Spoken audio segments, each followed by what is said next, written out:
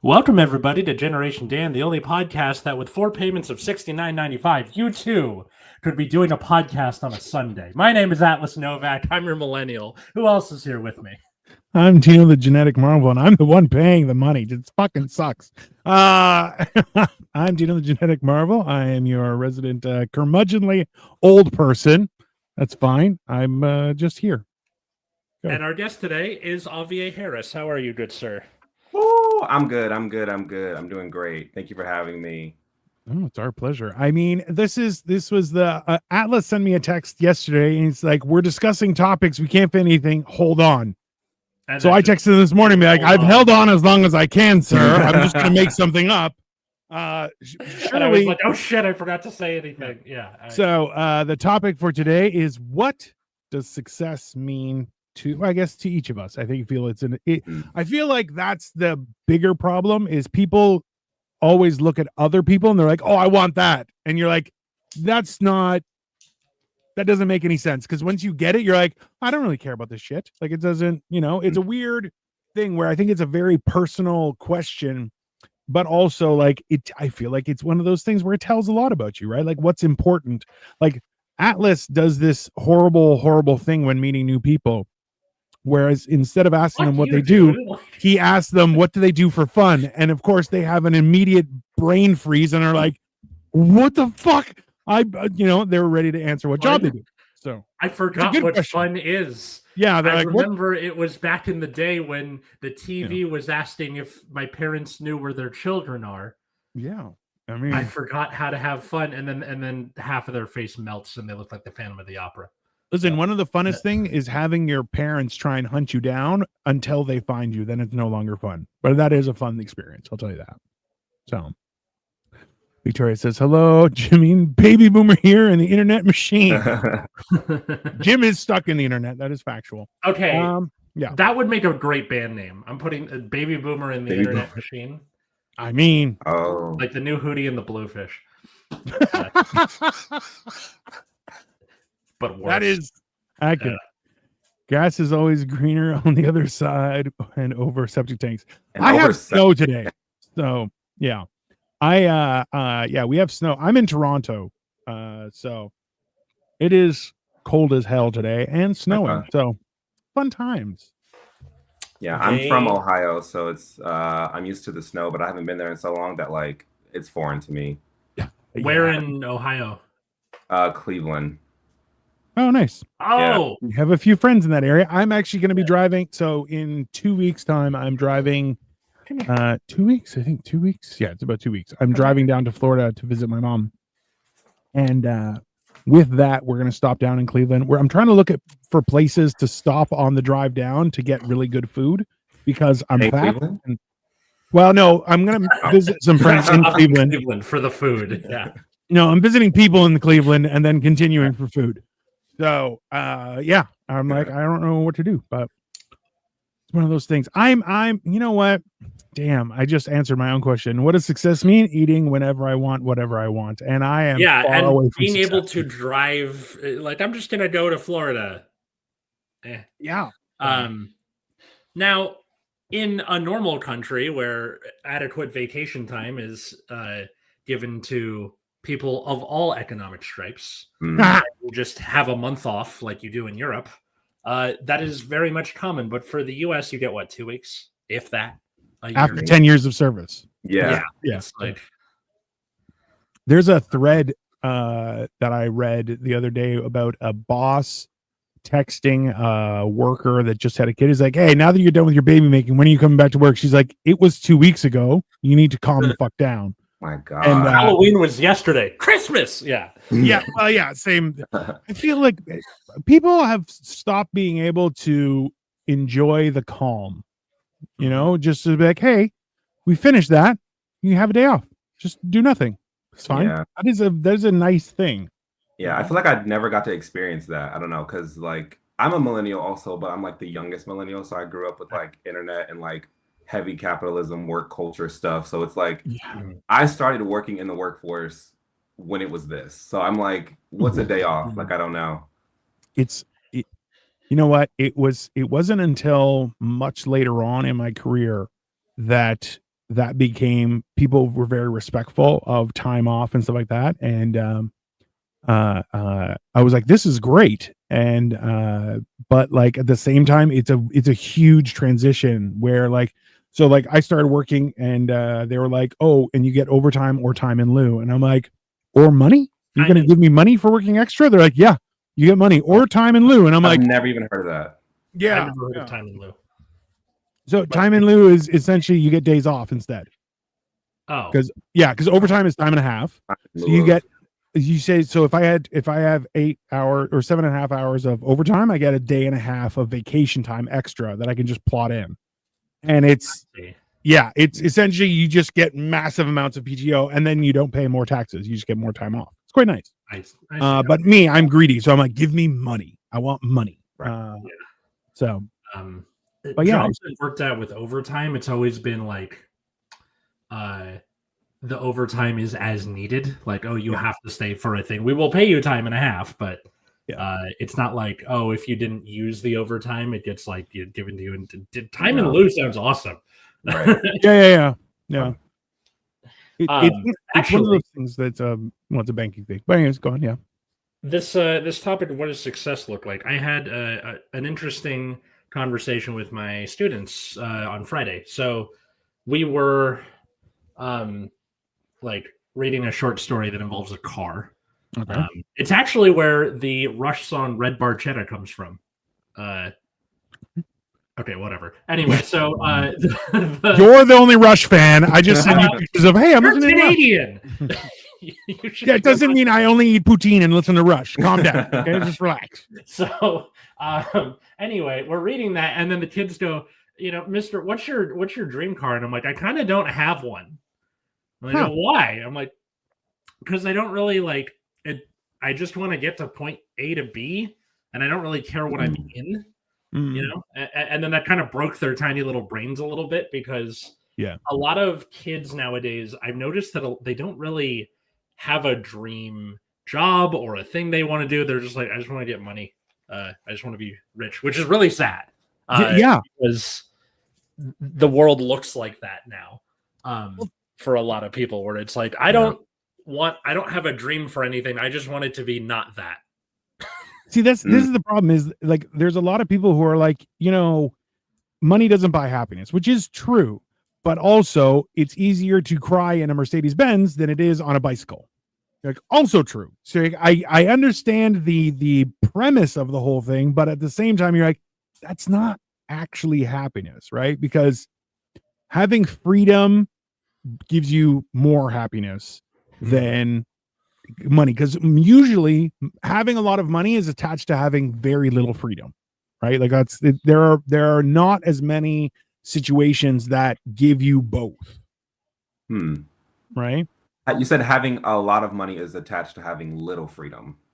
Yes, in the sense that you have to work a lot of you're constantly doing stuff to create that amount of money. Like, so if you, as an example, if you started your own business, it's going to be 5, 10, 15, even 20 years before that business is at a position where you're like, you guys got this. I'm just going to fuck off. Right. Like, so that is okay. What's different is like, oh, I inherited my money and then like I, bought my way onto a board of a CEO. Because probably what Aughviee and I are thinking, correct me if I'm wrong, is like that. In which case you do have a lot of freedom. Oh, that's different. That's Dino's thinking of something else. Yeah. Hey, I'm still thinking of you doing it yourself and not it having happened to you, right? Yeah. Okay. Yeah. So like, and this is the thing, actually. So I remember this. I'm not sure if this was in the States. I know they showed it in Canada. It was a documentary on all children of rich people. And they were all like, I'm messed up. And like, they would go through like how they would be like, I drink too much. I do too much drugs. And one guy was like, I was on the verge of like, I was ready to kill myself kind of thing. And then my parents sent me to like Guatemala or some crazy, or Peru, something where you're like, nobody cares who you are. And he was just like building homes and just doing random shit. And all of the other workers were like, "Hey, do you know this in another language?" And he would know it. And they're like, "Ah, you're such a weird guy," you know? But he was like, that was the happiest time of my life where I was like working with my hands, doing something productive. And that was it. And like it. Go ahead. No, I was gonna say, like, I think that's so in terms of like what does success look like. I think that for me, that's a piece of it too. It's like community work is very fulfilling. Like I feel like when you're born and you're rich and you have everything lined up for you, it's very about you and it's very about the self. But I think that success, like you can't have self without like community. Like they feed into each other in like this paradoxical way. So yes, and in the case of like, sorry, go ahead, finish. No, that was it. No. It comes down to purpose, right? Like that's yeah. I have a purpose. I have a reason to be here. I'm not just here just spending money. That's insane. Right? And I grew up around a lot of rich people, and a big core part of being a rich person is separating yourself from everybody else. Oh, my house has a gate. Oh, I live in a gated community. Oh, I live up in the hills and that sort of thing. To the point where they just make, country clubs exist, right? It's I'm going to have a community with other rich people that you have to pay extra to be a part of. Oh, yeah.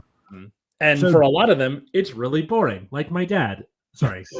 Jim says they outlawed that form of overtime in California. I loved it. I ended up with like 2 months of vacation. There you go. Why do you guys hate everything that's fun? It's horrible. LOL Atlas, I feel the same way. I don't care what car I drive either, as long as it's safe and can get me to and from my destination. Unless you find a job that makes you passive income. I mean, yeah, everybody wants a job that passive income is this. I love this buzzword because people are like, it's passive income. You're like, do you know how much dollars you need to generate a passive income that is enough to be an income? Like, it's like, it's a lot. It's a significant, because, when ludicrously rich for that. Yeah. Well, when I was young, people were like, oh, you could have $1 million and have it in GICs and it would make you $40,000 or $50,000 a year. That was a normal thing. Then interest rates started to drastically fluctuate. Things got weird, and now $1 million, you're like, oh yeah, $1 million is not worth shit, and it's gotten a lot weirder, right? So, Aughviee, just so you know, I was a financial planner for like 15 years. It was like I was a real person with a real job and shit. It was, but like, I don't know anything about any of that. That's all right. Listen, and I was like, right. Well, that's the thing is people are just like, oh, I just want my money to make money and then I don't have to work. And you're like, yeah, that's are you independently wealthy? No, okay, then that's not one of the options that you have.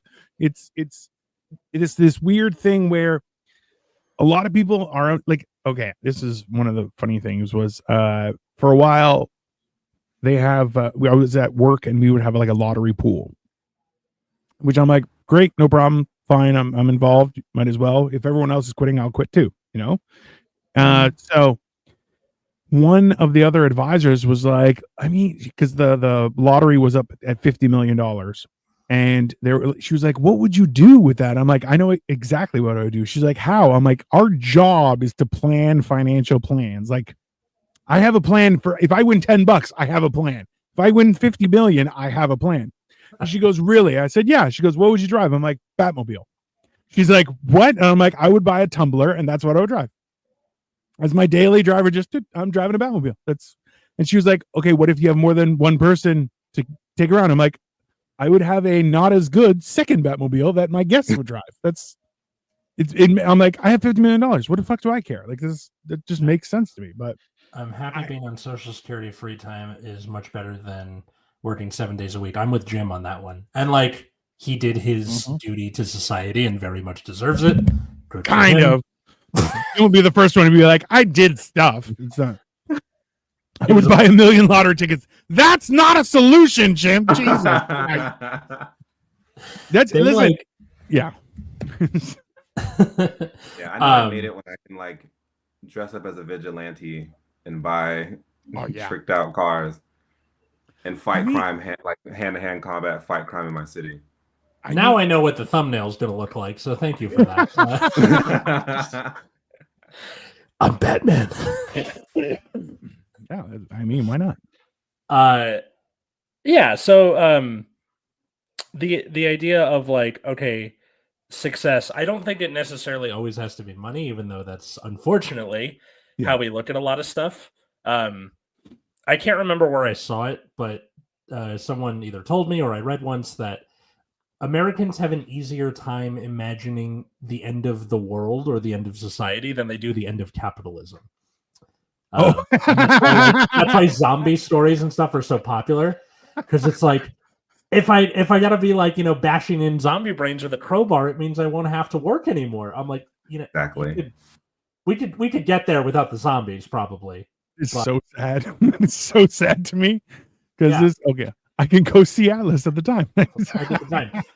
I was at the Dime 2 weeks in a row, and Jim, Aughviee, have you performed at the Dime before? No. I need to get you in contact with Josh Spears then, because he's a good dude. But it's right next to Fairfax High School, which for context, Jim Eaton, who is in our comment section, lives in Santa Barbara and just goes to the Dime every week. The first time I saw him, I'm like, oh, okay, he drove all the way down here for a show. And then the second time I was like, what the fuck are you still doing here? He's like, just hanging out. He's like, he's got free time. It's great. He's got. It'd be funnier if he pulled up in a bus and he's just like, nah, I drive a bus all the time. Whatever. Taking a break. Let's go check out the Dime. A school bus driver? That's even weirder. Also factual, but like that's real freedom. Let's be honest. That's. I think success can like come in many forms too. I feel like if you're like, for artists specifically, success doesn't even have to be like, living in a house on the hill. It's just like, people saw the stuff I made or come to see me. Yes. Yay. I think that's I'll be honest with you today. So today, one of Victoria's cousins messaged her and said, why is Dino eating so many eggs on the internet? Because I do videos of me. You do eat a lot of eggs on the internet, to be fair. eat a lot of eggs on the internet. That is a factual thing. And for me, I'm like, hey, people see my stuff. Nice. Just because, so I eat like, I'll eat 6 or 7 boiled eggs as like, okay, that was rude. He dresses like here, okay. Beauty and the Beast, just to make I'm also 6'2" and 300 pounds. Like I used to be, and to be clear, I used to be 550 pounds. Now I am much smaller, and I'm being healthy. At the same time, I will never be a small guy. It's right. So in my quest to become healthy, I'm like, eggs are a great source of protein and they're good for your body and all those things. So I will just eat 6 or 7 eggs and the hashtag is 7 eggs in 12 seconds. So I'll just go like 1, 2, 3. That's impressive. No, I have friends. I have a friend who like eats eggs and stuff. I personally I just never liked eggs. That's why I was like, eggs. That's fair. That is fair. But she was just like, why is he eating so many eggs? That's too many eggs for one person. I'm like, technically I'm the size of like 2 small people. So I feel like it should be fair, but I don't know. It's like seeing that. I'm like, hey, I'm doing something and people are seeing my stuff. I'm about to get really invested in those videos. It's the first time I cracked 20,000 views with one of those. Nice. It's like him eating food and his cat, and it's like that's perfect. That's the or just weird stuff. Cars. Yeah, I saw a car covered front to back in duct tape, which I'm like, all right, cool. It was also color coded. It was weird. Wow.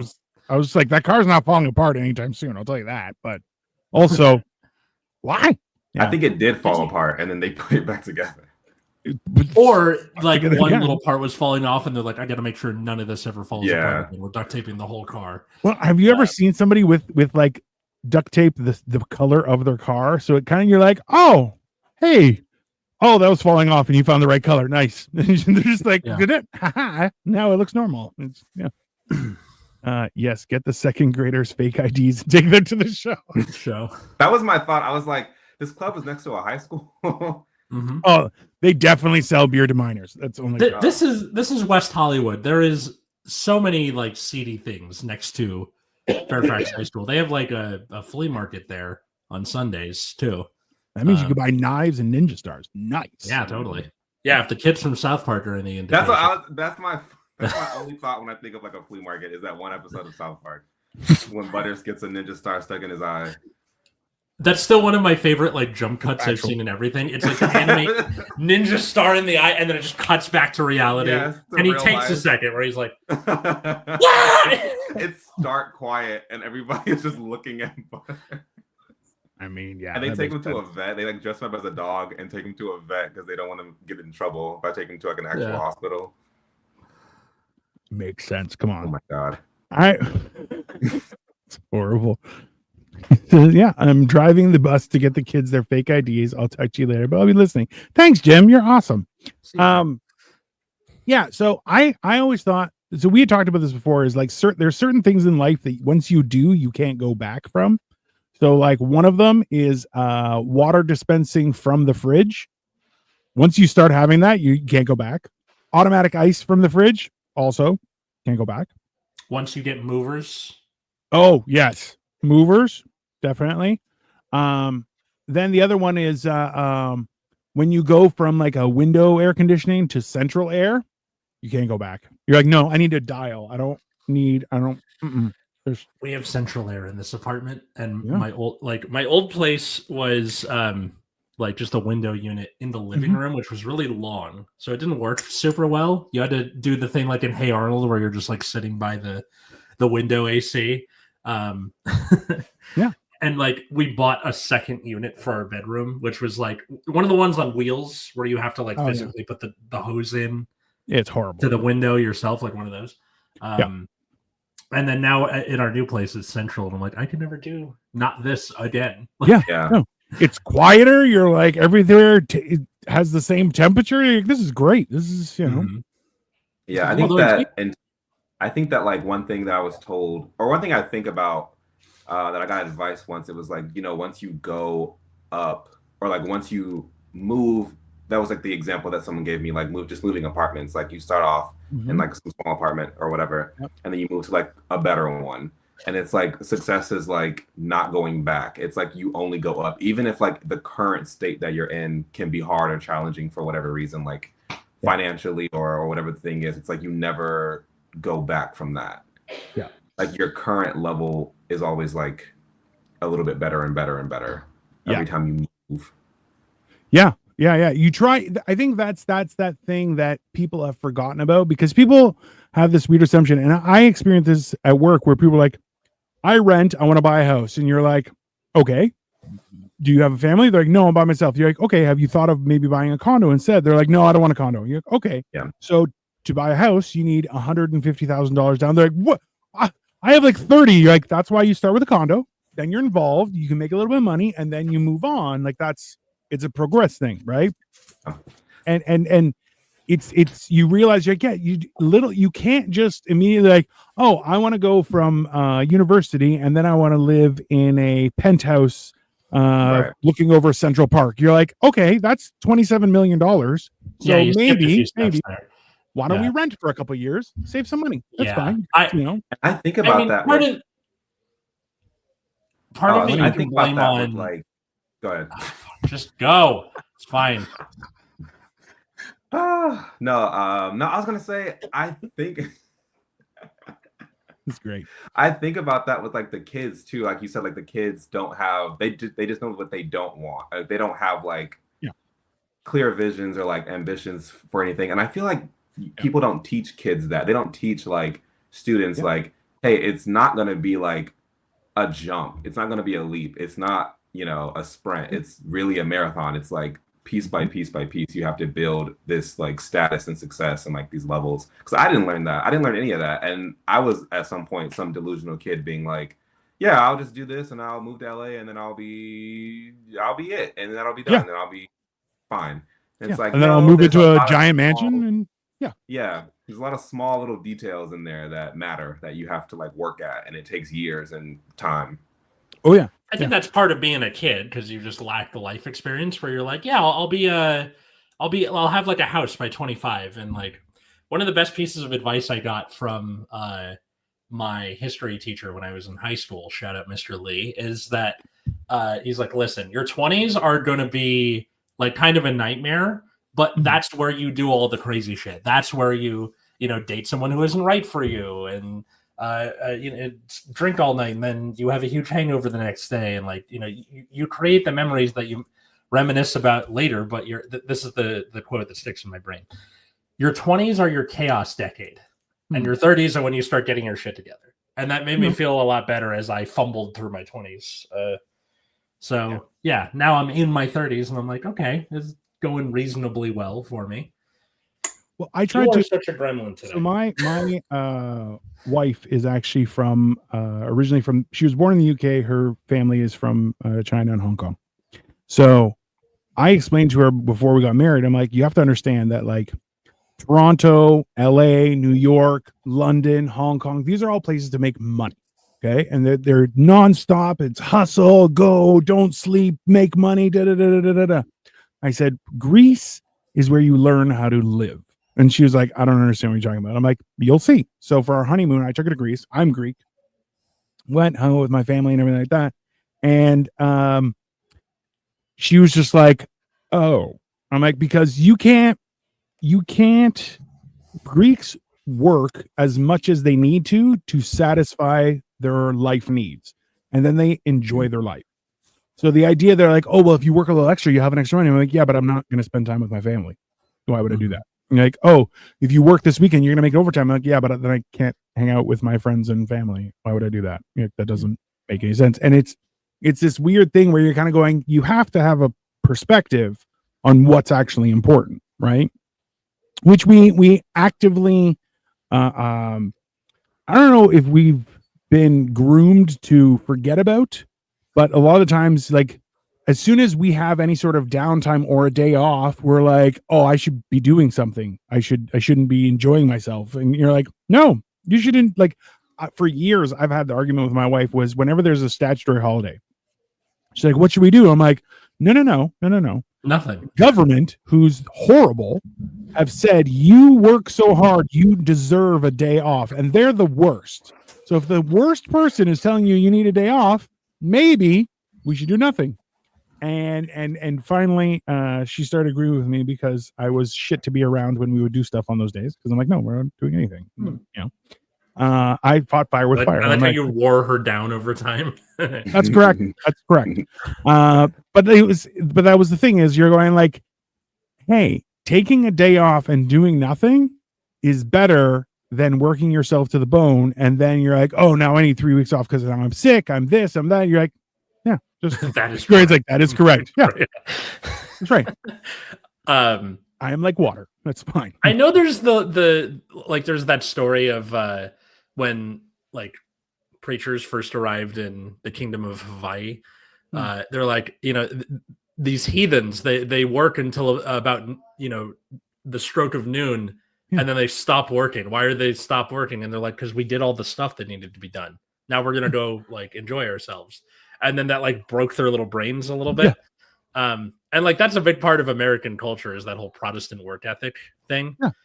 That which is annoys me and is part of why the boomers are the way they are, where they can't really let go of their like work because it's tied to their identity, which is why I asked people that question. Bam, full circle.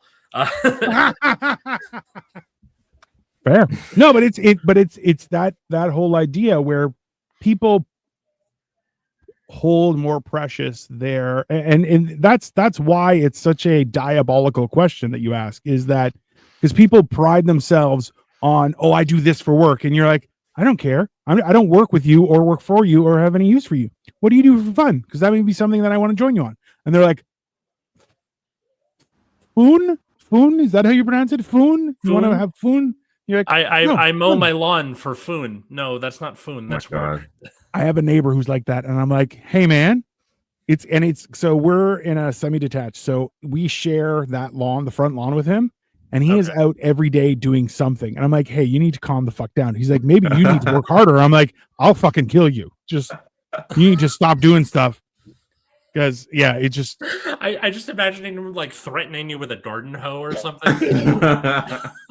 I'm tempted. So he's been he's actually really very friendly and they're very caring. They're nice people. Yes. Our neighbor's But they lawn is also fantastic. threatened That's me with true. a garden hose, so it's fine. No, well, he has a leaf blower that he regularly blows leaves, and he doesn't blow leaves onto my side, but he'll blow leaves off of my porch and stuff. This is very thoughtful. So I'm thinking of getting a leaf blower and blowing his leaf, because he's the one who has a tree, not me, and blowing his leaves back onto his lawn to be a dick. But then I'm like, he will probably get mad, and he's not a small guy, so I'm like, do I want to fight him? He's a little older, so I think I can take him. Yeah. But still, it's depending which part of LA you're in, Aughviee, leaf blowers are like a war crime on the weekends. Really? Where in LA are you? Like, I'm in like East Hollywood. Okay, so that's not really as much of an issue. When you get to like the Valley or the West Side, like places where people tend to have bigger yards and stuff, like people who like start leaf blowers on the weekend, everyone's like, fuck you and fuck your noise machine. I'm trying to sleep in. Yeah, and they're like, but it shows my success to blow the leaves off. No one fucking cares. Let them decompose. I don't know why people are like, I have to blow leaves or mow the lawn at 7:00 in the morning. You're like, number one, you definitely don't. You definitely don't. And I will come out there and I will kick over your lawnmower. I think it's mostly so like, it's like a heat thing, right? Like, I don't want to do it when the sun is out because it'll be too hot. Yeah, sure. But like Saturday morning, 7 a.m. is like a little disrespectful. It's very disrespectful. Yeah. Especially, I'm living my laziest life. Work anyway. Yeah. I've only had it where like I'm driving and someone's like blowing leaves off of like a sidewalk or something, but as I'm driving, it's like hitting my car. What? Oh, I have been like the leaves in the trash, like hit my car. How dare you? How dare you? Like, I get enraged by. See, I'm old, Aughviee, and I will just be enraged by the dumbest shit all the time. But yeah, it's just like today. I stopped my car at a pickup area to pick up my wife because she was grabbing groceries. And somebody looked at me and they started cursing. And I'm like, what? I'm in the pickup area, you dumb piece of shit. He's like, well, I was going to walk there. And I'm like, yeah, I don't care. I don't care about you. And then another guy sped past me just as I was starting to leave. And then he stops. And I'm like, yeah, what are you doing? You're driving in oncoming traffic. Be patient. Calm the fuck down. It also helped that all of them were Asians. And I'm like, hey, I'm a white guy. I drive better. Go fuck yourself. And they got very angry, but that's okay. I'm bigger than them. Doesn't matter. It's fun. It's great. Yeah. Driving in general is sucky. I'm not being from here. I really don't mind the traffic. Like, I kind of don't care. I love LA. Like, I love the city. Traffic is like, it's going to be there, whatever. My biggest thing that I hate though is like the lack of turn signals, especially at like four-way like intersections, at like four-way stop signs. And like you get there at the same time as someone else. So I'm like, oh, we're both going straight because you're coming this way, I'm going this way. Right. You don't have a on, I don't have one on. So we're just gonna drive. And then like you go and then they just like turn in front of you. And I'm like, what? Why? Okay. I know, fuck those people. Victoria says, Dino, you have become a grumpy driver. I'm just becoming grumpier and grumpier. It happens with the beard. As the beard grows, I get grumpier and grumpier. So people don't mistake me for Santa. I'm like, no. I was going to say Santa Claus must be pissed off all the time, considering the length of that beard. I mean, yeah, well, that's why he only works one day a year. She's like, yeah, no, I can't. Fuck them kids for the rest of the year. No, that's one of those things where like, wait, so do you still have Kayla Esmond's drop from years and years ago, or did that? No, no. Damn, I don't even know where it is. She says, fuck them kids. Yeah. So a couple years ago, 1 year ago, I guess last January, 2 Januaries ago, Atlas got married and he invited me to his wedding, and I had never been to LA. And Atlas always tells a joke that like LA is an hour away from LA, and I'm like, all right. So the funny thing is that Toronto, where I live, is worse. It's worse than that. Like our traffic is significantly worse than you guys. Yeah. Why? Just, we're idiots. I was like, I don't why? know. At least you guys are more polite to each other. No. we say sorry, but still, like, I'll be honest with you. I've been trying to convince Victoria to allow me to put a battering ram on the front of my car. Just because I just want to hit people. I'm like, I want it to be like that episode of King of the Hill where they steal a tank and then I can't be trusted with somebody. Like, I'm like, I would love a truck. If Victoria's like, you can't have a truck, you'll hit people. I'm like, that's correct. Oh yeah, I will 100%. Like for a while, I had a LeSabre that has a steel bumper. Toddler, because I'm Dino. Yeah, that's So I drove a LeSabre that has a steel bumper, and a friend of mine, as a joke at a red light, he backed into me and gave me a little bump Ooh. to be like, ha ha ha. And I'm like, okay. So I put the car in drive and then I pushed him into oncoming traffic. And I'm Oh like, my God. and he was like, what are you doing? And I'm like, no, don't touch me. I'll fuck you up. I'm like, don't. Yeah. It's, I'm like the difference is like I've had, so on my street, I'm on a crescent and it opens up onto another smaller road. And I was turning and I didn't have a signal on. And I turned and a guy yelled at me and he's like, oh, nice turn signal. I think he called me an asshole, whatever. and so I looked at him and he was wearing headphones with cat ears on them. So I looked at him and I was like, nice jaywalking, pussycat. Yeah. Now he decides, because I pull forward, he's like, starts giving me the finger. So I stop the car and get out. And I'm, like I said, I'm a huge person. So I put one foot out and the whole car is like, dun, dun, dun, dun, dun. And I've never seen a white guy run this fast. Like he just disappeared. And I was like, all right, I still got it. That's fine. No problem. Yeah, I'll happily get out of the car. I'm like, oh, you want to go? Yeah, let's do it. I've been waiting for a reason. I love calling this grown man pussycat. I don't know what. It was honestly, this is the one. Turns out Tom Jones was gay. It was one of those things where, like, the best part about doing comedy is that it lets you just transfer all of that to everywhere else. And that was one of those times where I'm like, nice jaywalking, pussycat. Hit so good. I think it was very like 1950s, right? Nice jaywalking, pussycat. Like very like, yeah. I think Aughviee is frozen. Oh, or he's boo happy. Oh well. All right, but it was going to happen to one there of us. He is. Oh, okay. There we go. All right. It's okay. That's never happened to me before.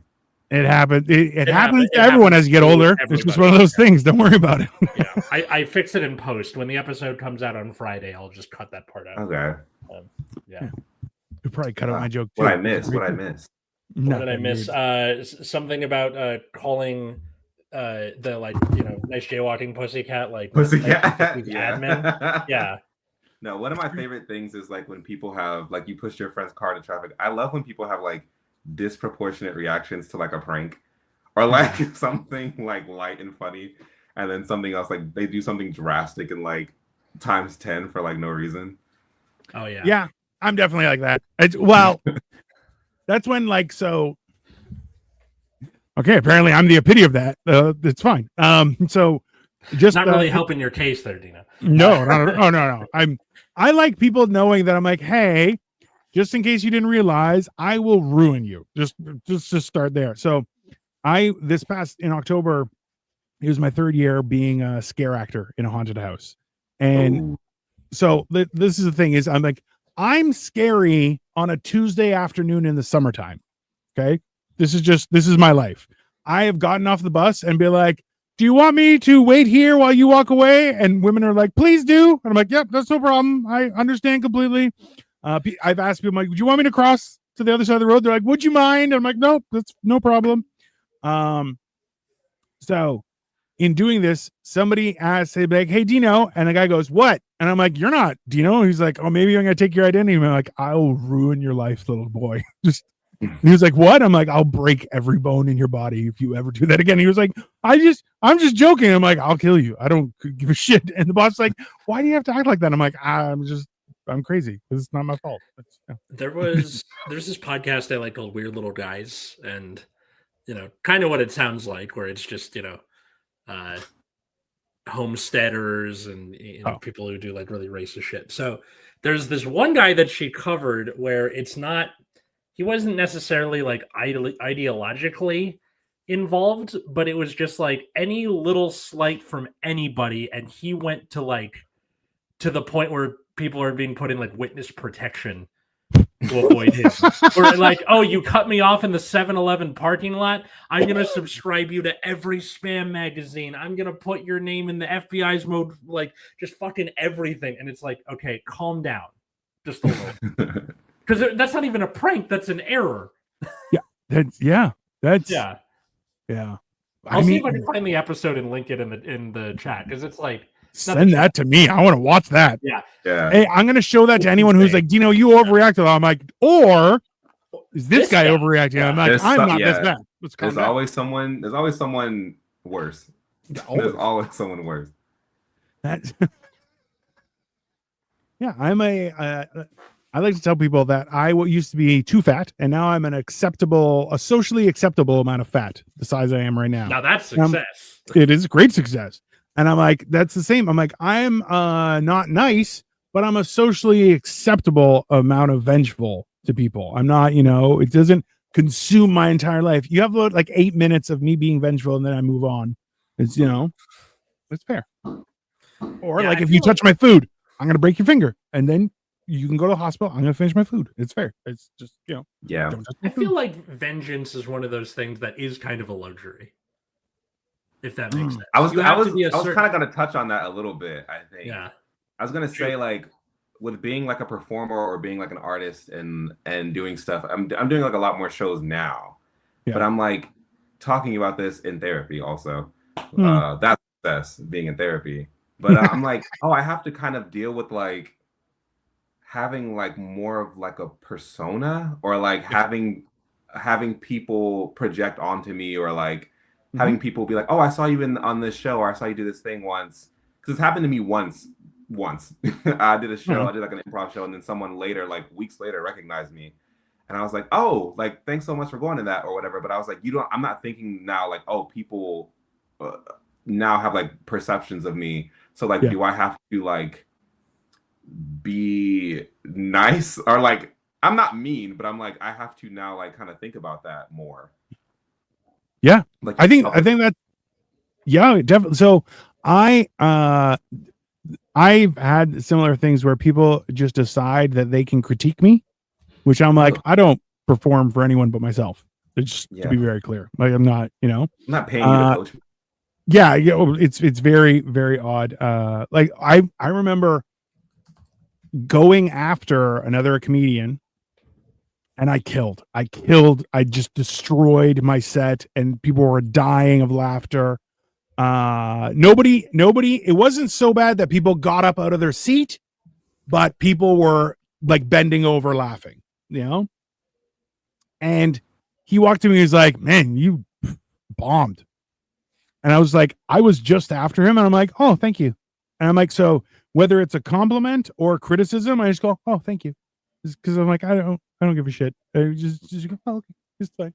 And just because I found out a while ago too was that most performers that do not have, like you said, a persona where it's separate from their real life, because doing comedy, you are very exposed. You really open yourself up to a degree that's, let's be honest, not safe. It's too open, right? But every comedian, actor, performer that leaves that as their natural state has gone on to harm themselves. So it's like, having a separate kind of, yes, I'm that open off stage. No, I'm not. I'm not. Yeah. That like is a help to your mental state, because apparently it is not good for you in the long run, because it makes shit weird.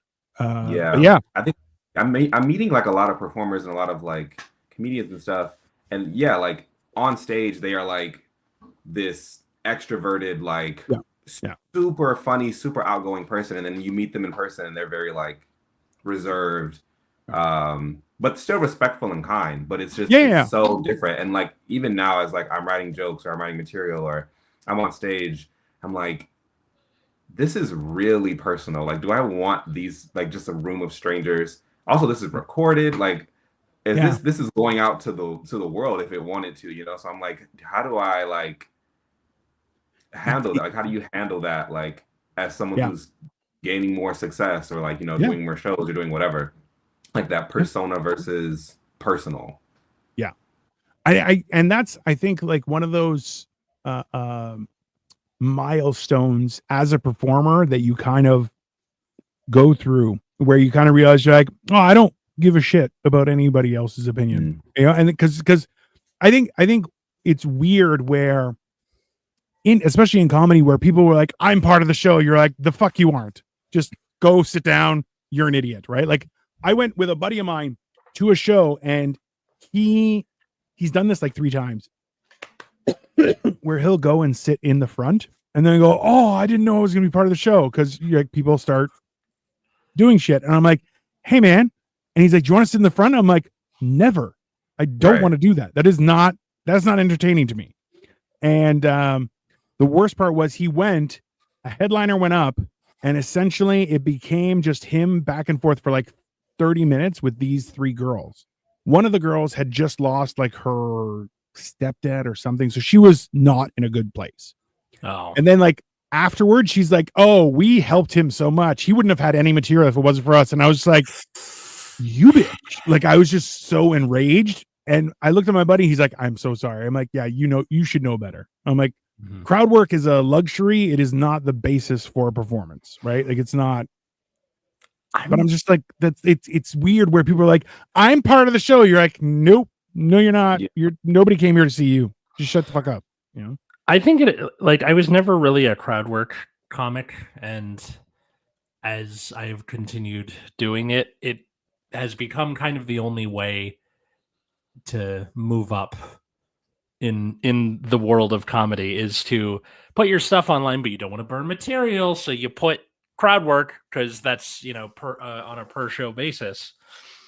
Yeah. So it's just kind of like I don't really want to see a comedian based on how good their crowd work is at all. So I don't really get the appeal, but it seems like that's just what the landscape is now. For me, I'm like, I get 8 minutes. I'm going to talk about myself. Exactly. Someone else any question. Yeah, that's 100% where I'm like, I don't want to talk about you. I'm talking about me. Specials, right? Like you have an hour, so maybe you take like 5-10 minutes out of that to talk to your front row, and then go back to the material. Like that's fine. And that's one of those things where like I never understood. There's 2 things that I don't understand because I end up being too mean is crowd work and roasting. Because I heard somebody at work was like, I'd love for you to roast me. I'm like, no, you wouldn't. I'm very, very fucking mean. I'm like, I'm the youngest of 5 kids.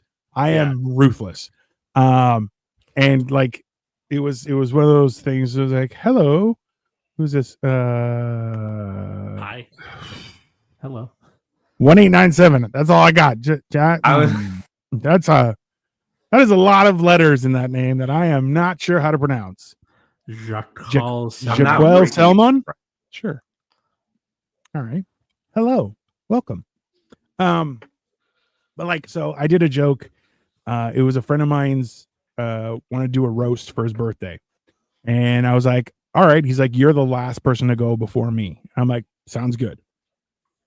And I went up and I roasted all of the comedians that had gone up. One of them, I was like, I didn't know sadness could be a fashion style. And and the girl who was right before me, who was very popular, was like, I was like, she was here, she did great. I'm like, she also proved that you don't need cleavage to distract from a lack of talent. And no one said anything. And I was like, you're all cowards. That was fucking gold. And afterward I was like, hey, they're just jokes. She's like, nope, it was a good one. It was a good one. And I was like, oh, I hurt your feelings. I'm sorry. And it's like, since then, I'm like, I'm very hesitant. I'm like, I don't know how bad we want this to go because I'm not a nice person. I'm like, all of my siblings were mean. So it's just one of those things where like you warn them. Yeah. That's on them. Well, asking a professional comedian to roast you is like, you should know what you're signing up for. I don't know. It's well, and I think a lot of people are like, oh, you'll just roast me for whatever. And I'm like, no, I can tell what your insecurities are because I was like, I think people also aren't aware of what other people are aware of them about. Like you don't know. I notice about you. Yeah. And it could be something really that you don't like and you don't want to hear about. But I think it's fine because you asked me to roast you. So I don't know. Mm-hmm. Well, that's the weird thing is that people think that it was okay. I think Key and Peele did this where there was a guy like Jordan did like a burn victim in the audience, and the guy's like, roast me, and he had like one of those voice box things where it's like, roast me. Yeah. And as soon as he starts crying. He's like, hey, no, that's not fair. You're like, no, you asked me to roast you. It's like, it hurts so much. And you're like, fuck. You're like, this is there's no helping. There's no good can come from this, right? And it's because you just gotta roast like other comedians. I don't know.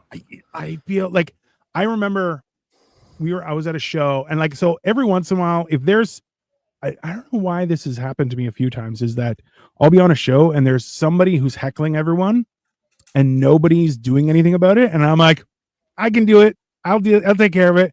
So I'll go up and I'll sideline my set to just destroy that person. And usually, well, so like one guy started heckling everybody, and then I was like, are you wearing shorts at a bar in the evening?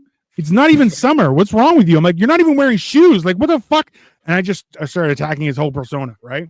Mm-hmm. And then another time there was two girls sitting up front. They were sitting close to the stage, and it was an open mic, right? So you're like, you can't really decide who's there or anything, right?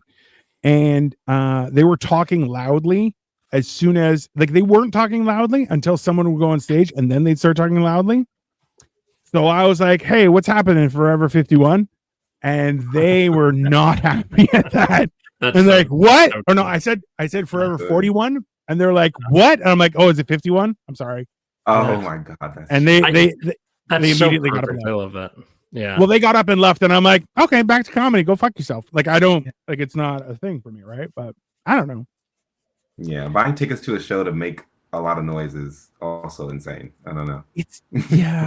I don't know. It's one of those things where, like, a lot of people don't respect comedy as a art form. Like, I know up here there are whole grants for acting and drama and plays, zero for comedy. They're like, nope, it's not recognized as an art. And I'm like, that's bullshit. Like, it's so, because like, so we can't in Canada, I can't go to the States without following the like normal work permit process, which is like 9 months of paperwork and dog shit. Whereas you guys pay $25 and you can work up here as a comedian. It's the weirdest fucking thing. Yeah. So it's a weird thing up here. And then people are like, oh, you're like, you tell jokes? And you're like, that's sure. Okay. Let's say that. Go fuck yourself. You sing songs that propel a story for it. Like, you can turn any fucking form of theater into that. Like, yeah. And it's not like something it's not something everyone can do. Like, it's not. No. It's a talent that you have. It's a craft, you have to get better at. I feel like we're kind of self-flating there a little bit. I mean, just a little bit. Comedians, that's what we do. Like, I'm fantastic, awesome. And I'll tell you why. I'm doing great. I don't know. Yeah. I'm actually a great person. Yeah. That's people every comedian everywhere is like, I'm so much better than everyone here. And you're like, what? Why is that a thing? You just I have a bit on that where I'm like, I'm taller, I'm Greek. Immediately I look down on everyone. Just those two things. And then I'm like, also too, I've been married for so long. I'm like, I've been married twice and I look like this, like a murderer. It's great. There's lots of stuff. But hey. I learned way too late that like my mom had been married twice before my dad. Like that came up when I was like 9 or 10. I was like, I feel like that should have come up earlier, and that also failed for the two of them. And then in my dad's case, it's like, okay, so my dad's been married twice. My mom's been married 3 times. It's not a good record. That is not a good record. That's 5 times to the World Series and nothing hit. And I think that I wouldn't be talking about the World Series, Toronto. Oh yeah, I forgot to buy a jersey. Sorry. Or it doesn't have to be a jersey, just some kind of LA Dodger thing. We had a bet going before the World Series, and whoever won had to wear the other team's gear for a week or for an episode. Yeah. Well, a hat'll work. A hat'll work. Yeah. Yeah, hat works for me. I can pretend I have hair. It'd be great. We're gonna wear a hat. It draws more attention to his hairline. Hat man. if I ever get if I ever get Tom Hardy's like attention, he's gonna punch me in the face. That's fine. The amount of like things I've done with his material on TikTok, he would be ashamed of me. It's fine. He's fantastic. I'm sure he loves it. Okay, here's a question before we have to wrap things up. What is one thing that if you in your mind you're like, what would signal to yourself that I'm a success? For me, it's two things that I've always had in mind. Is number one was to have a driver. I have somebody drive me around. Have a driver. Okay. And the other one was to travel with only a briefcase, where I'm like, I don't need if I need clothes, I can just buy them, or I have them wherever I'm going. I don't like those kind of where I could just, I'm leaving and just off I go. Like those two things I think are the monkey's paw curls. You take an Uber everywhere, and then I have completed the prophecy in the worst way possible. Welcome back, and thank you for subscribing. We appreciate it. Okay, Aughviee, you want to go first? Yeah, I think I'll go with the first thing I thought of, which was home ownership. I would love a home. I would love like a nice house. Like I grew up, I think a lot of it has to do with like how I grew up. I grew up in like one house. I never moved like as a kid. And it was also like my grandparents' house that they bought. And my mom and her siblings grew up in that house. And then me and my siblings grew up in that house. So I would love like just land and like a home that I could have and like pass on.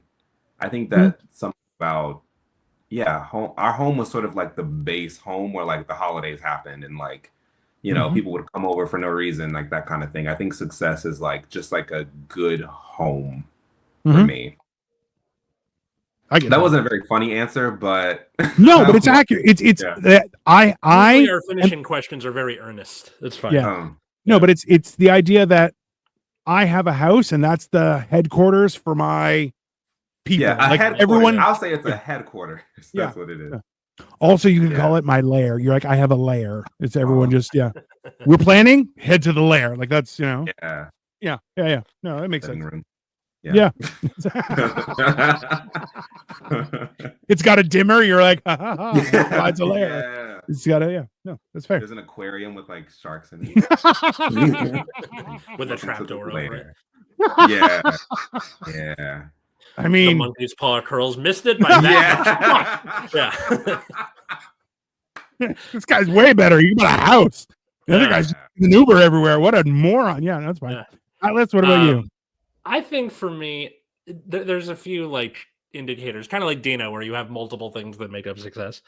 A house would be nice, but I think it's building like a strong family unit with my wife. So here's one example. We got one part of that. Hi, Pumpkin. Like, having kids and being what I consider to be a good parent and husband is success for me, which again, that's like kind of nebulous. That's not like something you can point to specifically. I don't get a medal or anything like that. I think if you're looking for something more concrete, maybe like getting published or getting something made professionally. So I'm working on a musical, so like if that gets made, or if I like make more of these short stories and then make a book out of them, then that gets published, that feels like a good like marker of success to me.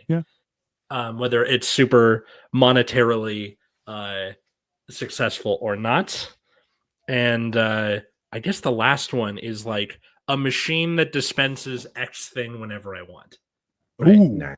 Dr. Pepper is the thing I'm thinking of, but it can be, whatever the like, I have a machine in my house that does this. Yeah, we'll get Dr. Pepper to be a sponsor of this podcast. Totally. I mean, this is probably a sacrilege in doing that. I tried to find a Dr. Pepper t-shirt and I couldn't. We'll blur the shirt. It's fine. For people listening, I'm wearing a Coca-Cola t-shirt, so that's which is arguably the devil.